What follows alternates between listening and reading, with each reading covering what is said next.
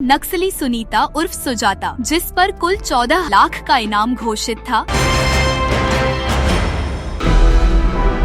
मध्य प्रदेश के बालाघाट जिले में सुरक्षा बलों को बड़ी सफलता मिली है। छत्तीसगढ़ की रहने वाली 23 वर्षीय महिला नक्सली सुनीता उर्फ सुजाता, जिस पर कुल 14 लाख का इनाम घोषित था, 1 नवंबर को हथियार डालकर आत्मसमर्पण कर दिया। यह आत्मसमर्पण राज्य सरकार की 2023 की आत्मसमर्पण एवं पुनर्वास नीति के तहत हुआ पहला बड़ा मामला है। कम उम्र में नक्सल संगठन से जुड़ी सुनीता छत्तीसगढ़ के बीजापुर जिले के भैरमगढ़ तहसील के गोमवेटा गांव की रहने वाली है। उसने 19 वर्ष की आयु में माओवादी का दामन थाम लिया था। बताया जाता है कि सुनीता को स्थानीय माओवादी नेताओं ने प्रभावित किया और उसने माड़ क्षेत्र के जंगलों में प्रशिक्षण लिया। प्रशिक्षण के बाद हासा दलम से जुड़ गई, जो महाराष्ट्र, छत्तीसगढ़ और मध्य प्रदेश की सीमाओं पर सक्रिय एक शक्तिशाली नक्सली इकाई है। वह संगठन के वरिष्ठ नेता कामरेड रामदर की सशस्त्र अंगरक्षक आर्म्ड गार्ड के रूप में कार्यरत थी। आत्मसमर्पण के समय बरामद हथियार बालाघाट पुलिस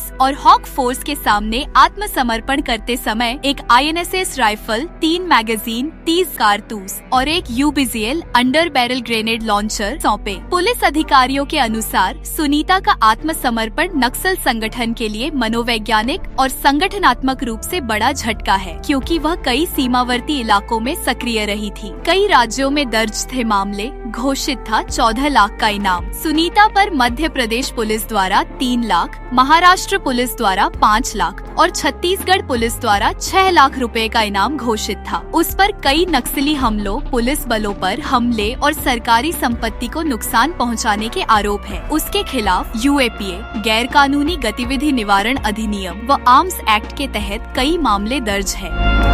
क्यों किया आत्मसमर्पण? पुलिस के अनुसार सुनीता पिछले कुछ महीनों से माओवादी विचारधारा से मोहभंग महसूस कर रही थी। उसने बताया कि संगठन में झूठे वादों और शोषण से वह ऊब चुकी थी और अब एक शांतिपूर्ण सामान्य जीवन जीना चाहती है। मध्य प्रदेश के मुख्यमंत्री डॉक्टर मोहन यादव ने सुनीता के आत्मसमर्पण को केंद्रीय गृह मंत्री अमित शाह की सख्त नीति और राज्य पुलिस की सक्रिय रणनीति का परिणाम बताया। इसके ऊपर 14 लाख का इनाम घोषित था। ये हमारी प्रदेश की आत्मसमर्पण नीति 2023 के अंतर्गत इसने आत्मसमर्पण किया है। ये हमारे अपने पुलिस बल की और सरकार की सफलता भी है। बालाघाट के पुलिस अधीक्षक समीर सौरभ ने कहा, यह आत्मसमर्पण माओवादियों के नेटवर्क के लिए बड़ा झटका है। इससे अन्य नक्सलियों को भी मुख्य धारा में लौटने की प्रेरणा मिलेगी।